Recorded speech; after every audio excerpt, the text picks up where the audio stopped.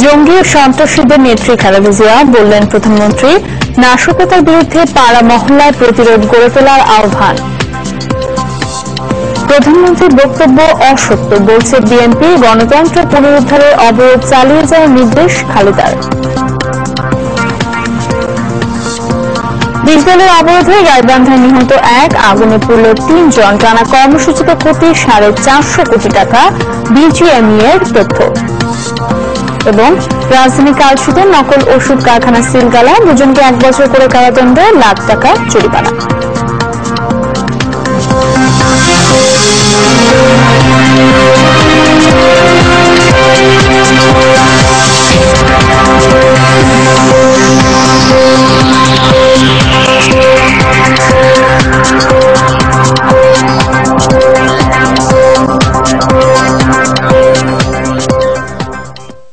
আসসালামু আলাইকুম, স্বাগত আরটিভি মধ্যরাতের সংবাদে। শুনছিলেন মার্কেন্টাইল ব্যাংক সংবাদ শিরোনাম। পুরো সংবাদে আপনাদের সঙ্গে আছে আমি সাদিয়া রিসওয়ানা।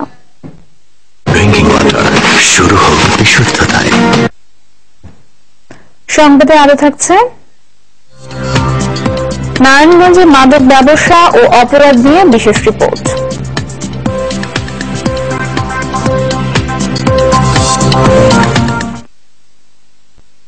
জনগণের নিরাপত্তা দিতে যা যা করা দরকার তার সবই করবে সরকার, এমন অঙ্গীকার করে সন্ত্রাস বোমাবাজির বিরুদ্ধে পাড়া মহল্লায় প্রতিরোধ গড়ে তোলার আহ্বান জানালেন প্রধানমন্ত্রী শেখ হাসিনা।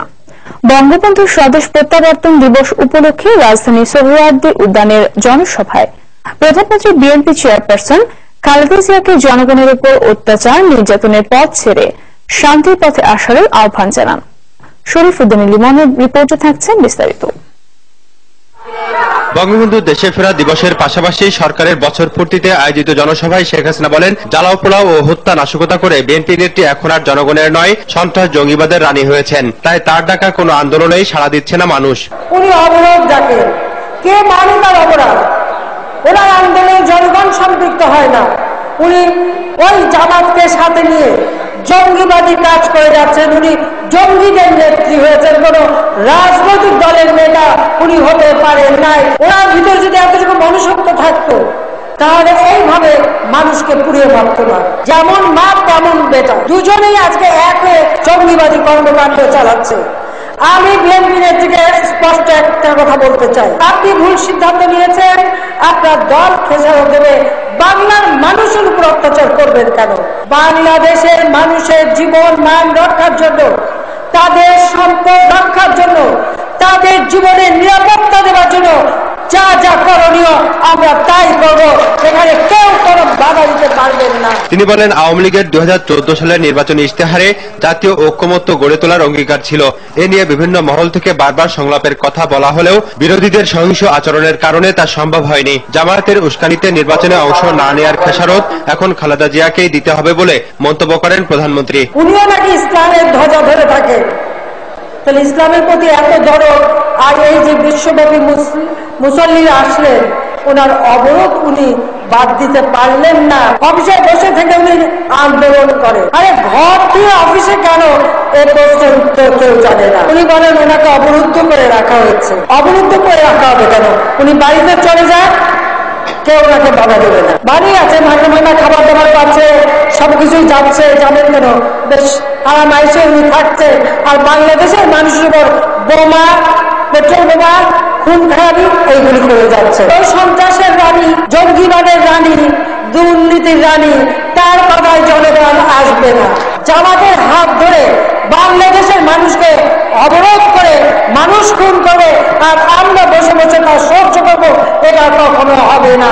জনগণের উপর জুলুম অত্যাচার বন্ধ করে, নইলে জনগণ খেপে গেলে এর পরিণতি খুবই খারাপ হবে। 5 জানুয়ারির নির্বাচনের মাধ্যমে আওয়ামী লীগ জনগণের আস্থা অর্জন করেছে দাবি করে শেখ হাসিনা সবাইকে সন্ত্রাস জঙ্গিবাদের বিরুদ্ধে রুখে দাঁড়ানোর আহ্বান জানান। প্রত্যেক পাড়ায় মহল্লায় কোথায় কোথায় সন্ত্রাসীরা আছে, কারা বোমা বানায় আর বোমা মারে, তাদেরকে খুঁজে বের করে পুলিশের হাতে সোপর্দ করে দেবে।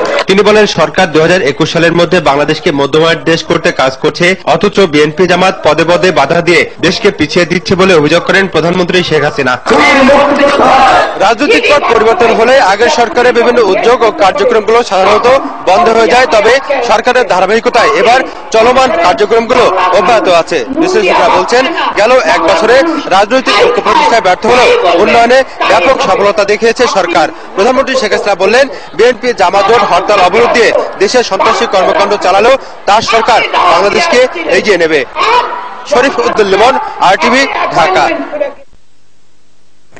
রাজনৈতিক সংকটের জন্য বেগম খালেদা জিয়াকে দায়ী করে 2019 সাল পর্যন্ত নির্বাচনের জন্য অপেক্ষা করতে বললেন আওয়ামী লীগের কর্মী সমর্থকরা।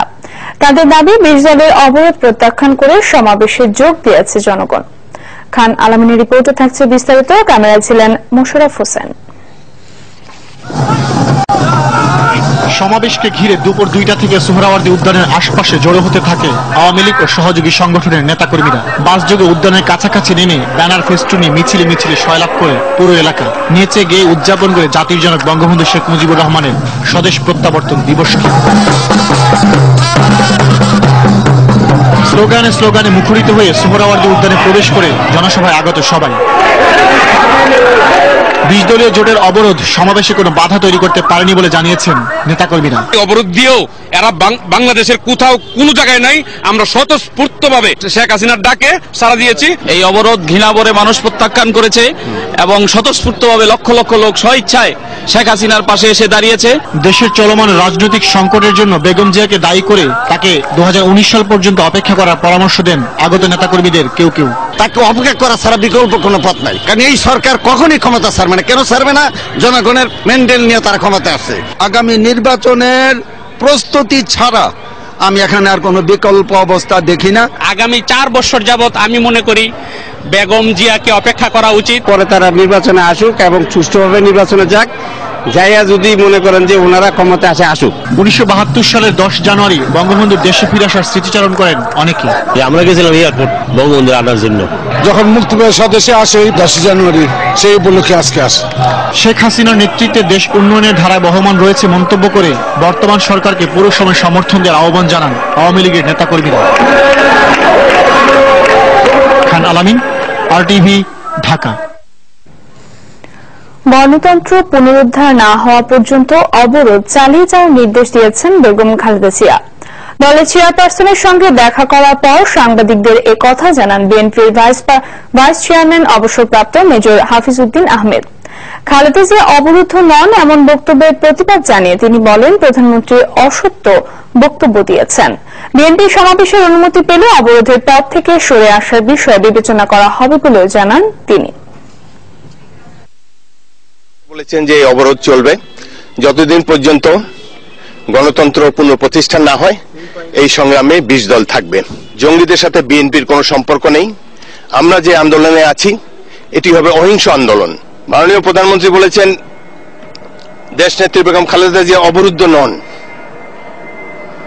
এটি শুনে দেশের প্রতিটি লোক